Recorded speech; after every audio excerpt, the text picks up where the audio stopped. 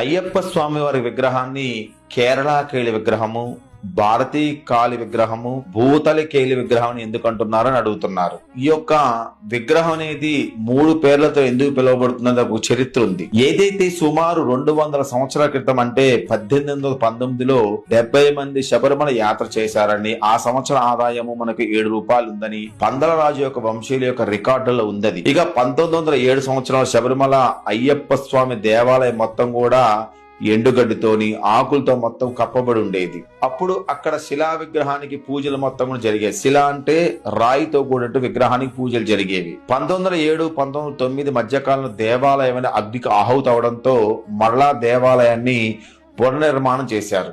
ఈసారి శిలా విగ్రహానికి బదులుగా 1907 సంవత్సరం అయ్యప్ప విగ్రహాన్ని పంచలోహాలతోని తయారు చేసి ప్రతిష్ఠించారు. పంచలోహ విగ్రహం ప్రతిష్ఠించిన తర్వాత శబరిమల వైభవం అనేది బాగా పెరిగింది. ఈ దేవాలయము 1935 వరకు తిరువాంకార్ మహారాజు సంస్థానం వారి ఆధీనంలో ఉండేది. 1935 దీన్ని తిరువాంకార్ దేవస్థానం బోర్డు వారికి అప్పగిచ్చేసింది.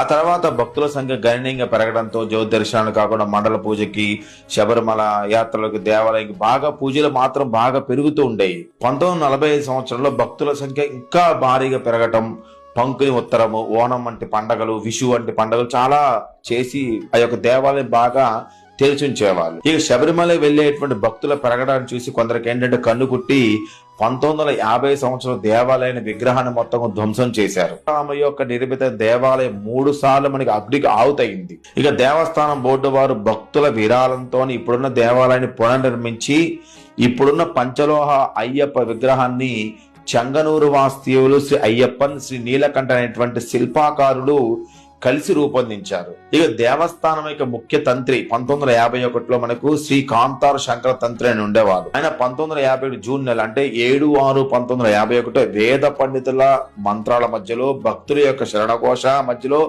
ప్రతిష్ఠ అనేది రంగరంగ వైభవంగా చేశారు.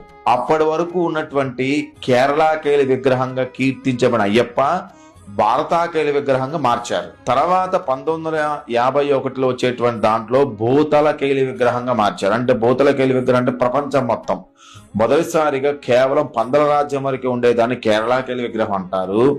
భారతదేశం మొత్తానికి వచ్చేదాన్ని భారతాకేలి విగ్రహం అంటారు. ప్రపంచం మొత్తం కూడా పూజించేటువంటి భూతల కేలి విగ్రహంగా ప్రపంచం మొత్తం కూడా మార్చబడింది. ఈ విధంగా అయ్యప్ప స్వామి విగ్రహానికి కేరళ కేలి, భారతాకేలి, భూతలకేలి విగ్రహంగా ప్రతిష్ఠించబడుతుంది అన్నమాట. దీంట్లో విమోచనానంద స్వామి వారి కృషి చాలా బాగా ఎక్కువగా ఉంది. అది తర్వాత వీడియోలు తెలియజేస్తాను.